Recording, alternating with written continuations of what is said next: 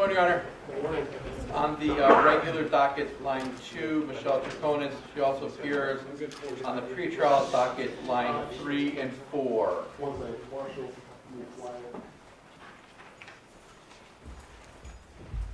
Okay, let's start over. On the Richard Colangelo for the state first, Your Honor, sorry. On the regular docket, line 2, Michelle Troconis. She also appears in the pretrial dockets, line 3 and 4. Good morning, Your Honor. Attorney John Schoenhorn representing Ms. Troconis today. I will note for the record that she's being assisted by the Spanish-speaking interpreter. All right. Yes. Which is a change from the other time she's been here. I believe, I'll just say this, Your Honor, although there may be some hint of cynicism in that statement. Ms. Troconis, her first language is not English, although I can communicate with her in English. I also communicate with her in Spanish, which I speak. And if we're going to do anything more technical than just stand in front of the court and enter pleas or whatnot, I felt it was better for purposes of this case that she have the assistance of an interpreter. She doesn't need every word translated, but I'm suggesting to the court that she does not necessarily follow everything 100%. And I appreciate counsel's comments on the cynicism. I was just commenting to the record that is a change. There was no cynicism there at all. So if he wants to assume things that I'm thinking, I'll be happy to explain to him what I'm thinking. Okay, gentlemen, you've had a chance to talk about presence of the interpreter, so let's get down to business. Yes, sir. Your Honor, we did file a few motions the other day, but I'm going to note that the motion with regard to the files of prior counsel, I would suggest that's moot. It was my understanding that Mr. Bowman did in fact return the materials to the State's Attorney's Office. I have signed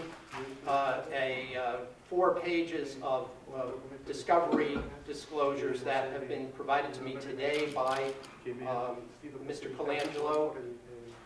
And I will speak for the record, Your Honor, that he has all of the information that I have with regard to the hindering prosecution and tampering of evidence case and the tampering of evidence case.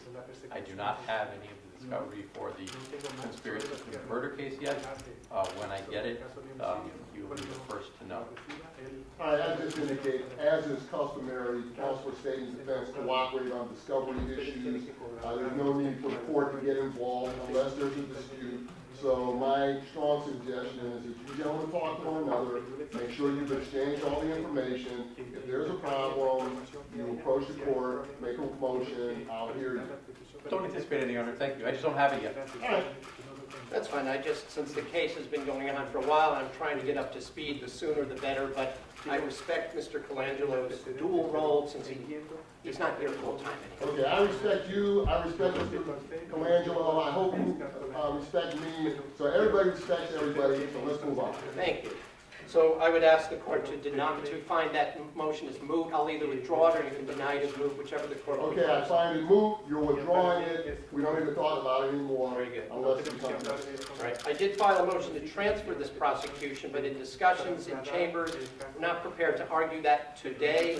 So therefore, I'm just going to ask that that just remain, but perhaps we'll discuss it at the next court appearance. There's no rush for that. All right, that's all, we'll talk about it later. The last motion that he filed, Your Honor, is a motion to modify conditions of release. He did indicate that he wants to be heard on that. So I will, if Your Honor is prepared, I'll let him address the court and have any follow-up if I have any. I'll listen to you, counsel. Thank you, Your Honor. I have filed a 13-paragraph motion setting forth what I believe to be the statutory and constitutional bases for reducing bond. We are not asking for the financial conditions to be reduced, although I know there was a fairly high amount of bail set, cash or surety, that my client's family was able to pay through a bonds company. It's not funds that they would necessarily be able to come up with if they had to pay a cash bail. I note, Your Honor, that although Ms. Troconis is not originally from Connecticut, she did live in Connecticut for 2 years. And yes, she did have ties to the community. She engaged in regular activities in Avon at the, there is a water skiing club there. She was a member there. She herself may still be, I think, but was a competitive water skier, both in North America and in South America. She's living now with her mother here in Connecticut. The trouble is, of course, even Mr. Doulos, when he was placed on house arrest, was allowed to go out every day to work and to go shopping and take care of other sundries. Ms. Troconis has been on strict house arrest without the right to do that. All she can do is meet with her lawyer, go to medical appointments, and go to church. And I submit that based on what we represented and what we presented here, those conditions, if they were ever necessary, are no longer necessary. We ask the court to reduce and do away with the house arrest. We'll concede the condition that she should be restricted to Connecticut, Massachusetts, and New York. We include New York since her daughter goes to school out of state. She usually flies into New York airports, and she shouldn't have to seek permission and get a court order every time her daughter is going to come visit from out of state. Other than that, Your Honor, I'm also requesting that any drug testing that was required, which I don't know why that was required. By statute in the practice book, it specifically states, as I know here, that it can only be ordered if there's a reason to believe that a defendant abuses any kind of substance. There is zero evidence of that in this case, none whatsoever. So it may have been an overzealous probation officer or AIC official who decided to include that, but it's without the likelihood of any kind of medical need or evidence that she ever abused any substance. I ask that particular grounds also be removed. Finally, Your Honor, I'm asking that the ankle monitoring be removed. I have a picture I'd like to show to the court. I'm going to show it to counsel. First, because of her, I guess the structure of her ankle bones, it has caused not only chafing, but it is so tight it has caused bruising. And if necessary, I just think that under these circumstances, it is not necessary. The police have her passport. If there's another passport, expired passport, she's prevented. That would be if the state would like that to be turned into the court or to my possession, even though it's an expired passport, I'll be happy to do that as well. I know she is a U.S. citizen. That was a condition. Let me start with the easy one, Your Honor. I don't object to removing the AIC or drug treatment. There is no indication. I honestly was surprised when he told me that was happening. So I have no objection to that, number one. Okay. Number two, I'm going to try and remember there was like 17 of them. You're alive. So number two, as far as the passport goes, she was ordered to turn over any and all passports, Your Honor. So technically she is in violation of that condition of her release. We've only gotten her USA or American passport. It's come to my attention today that she has an expired Venezuelan passport that has not been turned over to us.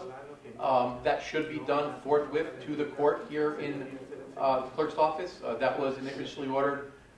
Her first court appearance when she appeared before Judge Blaui way back when. Because just because it's expired, but nothing stopping her from going to the consulate and just applying for another passport. So we need that. That was a condition of release that she is in violation of. So now moving on. As far as the tightness of the monitoring goes, she complained about that. I did reach out and speak to probation about it. They indicated that she is wearing or using a sweatband underneath the GPS monitoring or GPS bracelet. They indicate that it is kind of a thick sweatband. It's one of the athletic sweatbands, Your Honor, so it's kind of thicker, so it makes it look like the bracelet is tighter than it really is. And when they loosened it one notch, it was too loose. And it was kind of unwieldy, so they've got it in a situation where they think it's as best they can possibly do.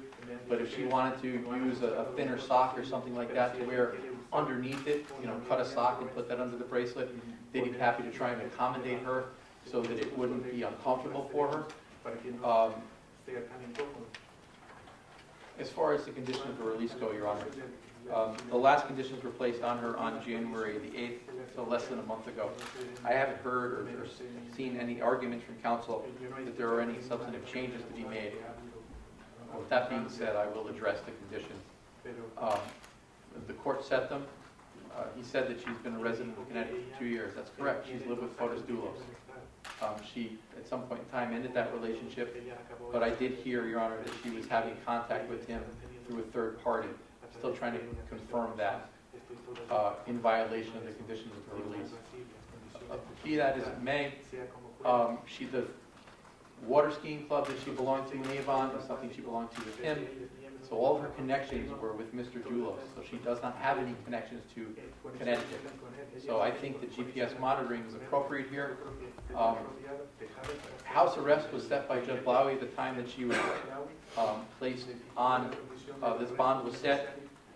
At the time, it was something that I urged for because I thought it was appropriate. If Your Honor wants to loosen the house arrest up to allow her 1 day a week with approval to work, I haven't heard that she's working, but to work or to attend to basic needs, I have no objection to that. I would just ask that you are very specific in what she's allowed to do or not allowed to do, so probation doesn't fall with questions on can she do this, can she do that. As far as being out any other states, Your Honor, I believe that Connecticut is probably appropriate. So if you're going to allow her to venture out without permission, I would request that it just be for the state of Connecticut. I don't see what a hardship it is for her to request if her daughter is coming to visit her and she has to go pick her up. When she asked last time, I agreed to it right away. I know that we actually just gave the motion to the court and let the court do it on the papers without objection from the state. So I don't believe that that's going to be a situation that we need to worry about. But I'm worried about her conditions of release, right, Judge? Assuring her appearance in court.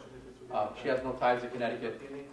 She has a passport apparently that's expired that's out there that we didn't know about or don't have. And, the conditions were set and she's been compliant. Okay, Judge Blowy set the conditions a month ago, is that correct? Yes, Your Honor, January, so a little less than a month ago.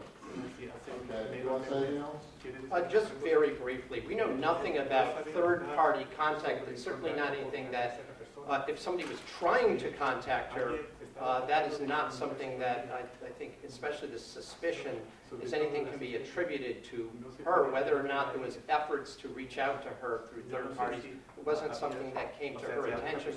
Nobody really even has her phone number, and she's not allowed to leave her house. I also note her mother, who's a psychologist in Florida, has moved up and is living with her. She has a practice, but she's been staying with her up until now because she's not allowed to even go shopping.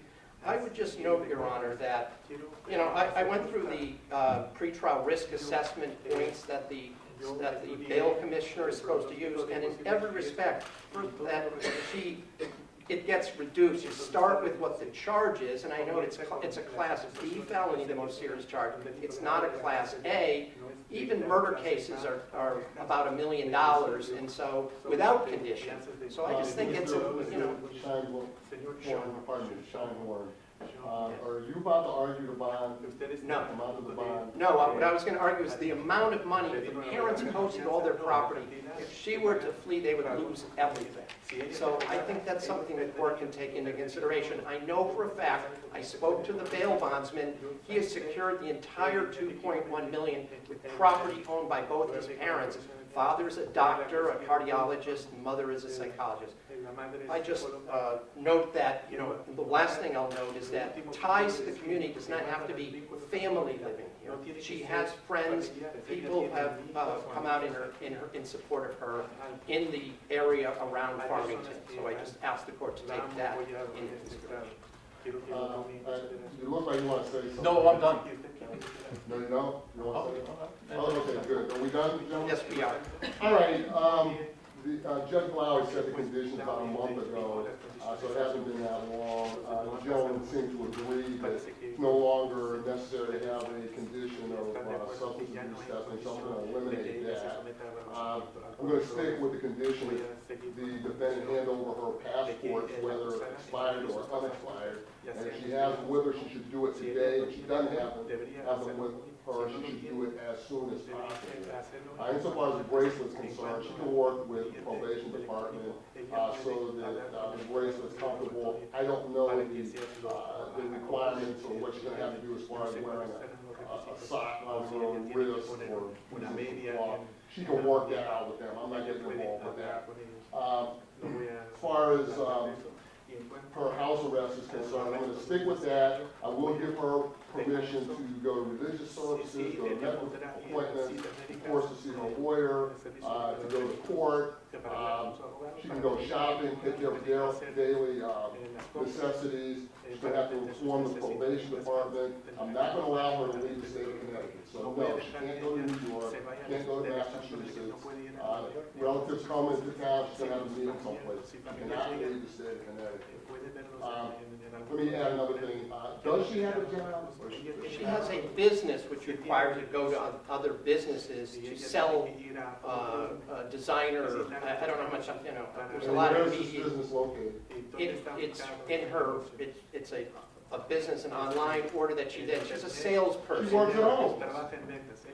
No, she has to go to various businesses to show samples. It's a fabric business that's a designer fabric. She's a representative of the company. Some of the stuff she designed herself. So she goes into She businesses. sells stuff online, or does she have to go to an office? No, she has to go personally to go to these locations to both measure, pick colors. She cannot only do it online.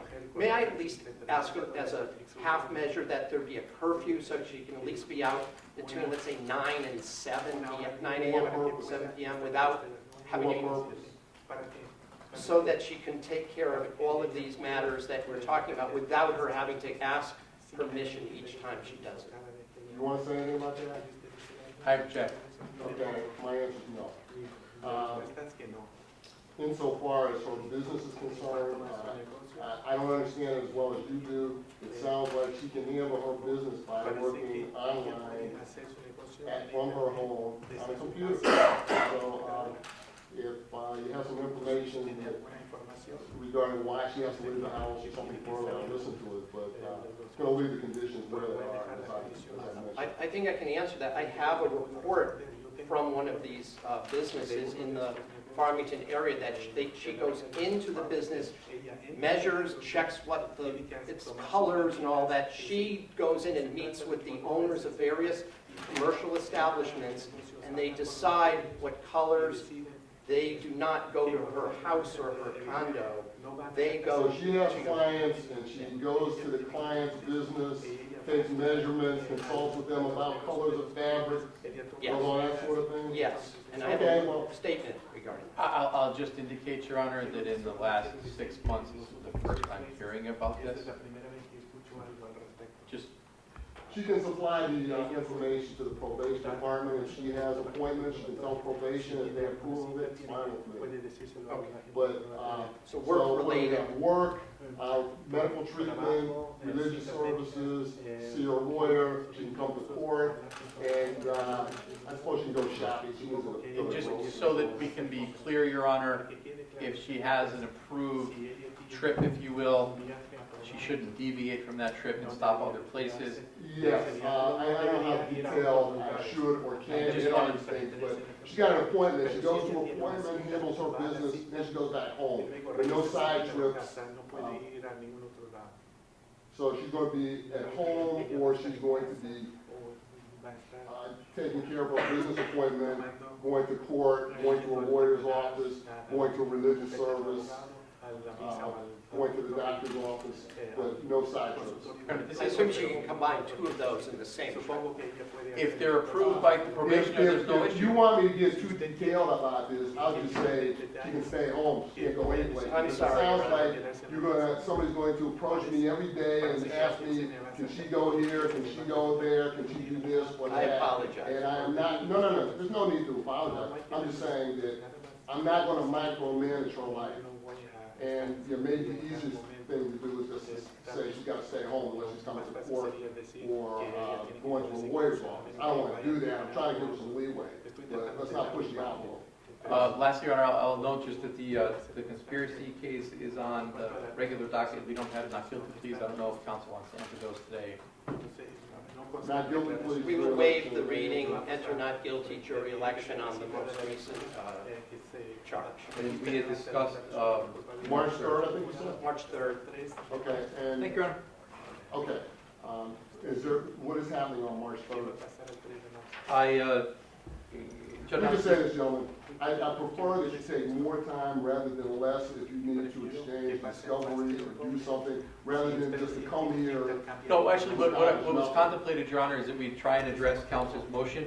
I'm hoping that we could have a response done to that in 3 weeks, so that should allow us to be able to do it on the 3rd. Okay. All right, anything else? Nothing at this time, Your Honor. All right, thank you, March 3rd. Thank you, Your Honor. Next matter we have, Your Honor, is